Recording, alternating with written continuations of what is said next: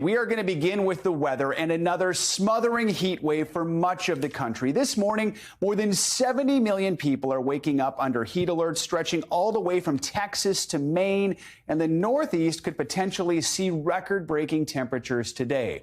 Perhaps no one is feeling the impact of that heat more than flood-ravaged eastern Kentucky, where temperatures will feel like 95 to 100 degrees. For a week now, thousands there have been without power after historic rain and flooding. Crews are still working around the clock to get the power back on so people can have air conditioning during this heat wave. But for many who are still waiting for the floodwaters to recede, that could be much, much longer. We have full team coverage of the flooding and the heat.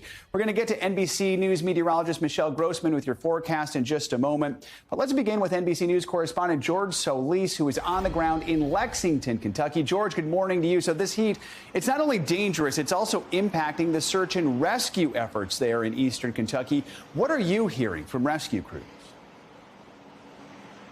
Good morning, Joe. You not only have the heat bearing down on all of these groups working to help the people most impacted, you also have the emotional toll that it's now taking on them.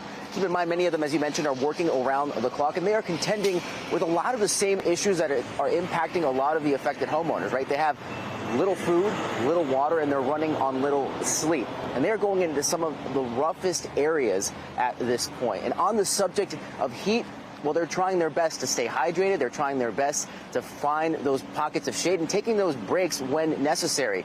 Yesterday, I spoke with the leader of a humanitarian group led by veterans who are going into some of these regions to help out people who have yet to see the National Guard or any other resource.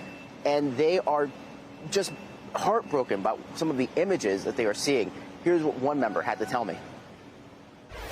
We get like liquid IVs. We make sure they have their water, hydration, electrolytes. Today with the heat index, we're going to end an hour early just so we don't burn our volunteers out so we can continue tomorrow.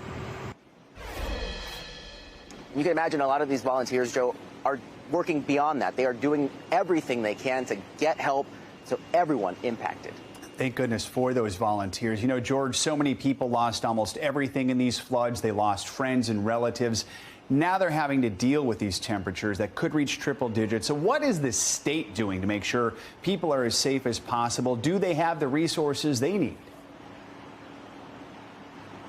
Yeah, one thing Governor Andy Beshear has been critical on is making sure that they get ahead of any other weather event after this flooding. He announced the opening of cooling centers, at least 8 in the region, which are so crucial, especially for seniors that are without power. And right now, the other thing is making sure they have water. And we have seen pallets and truckloads of water being carried into these regions, and in some cases being airdropped where there are still no roads or bridges to get into certain regions. And also on that, you also have the utility crews that have been working nonstop to restore power. And it's actually kind of impactful when you think about it. When we first got here, the outages were in the tens of thousands. They are now down to a few thousand in certain pockets. And that is crucial in helping to restore AC for those people that still have homes. The time they need it more than ever. You know, George, Kentucky was hit by those deadly tornadoes late last year, then the devastating floods, now this dangerous heat.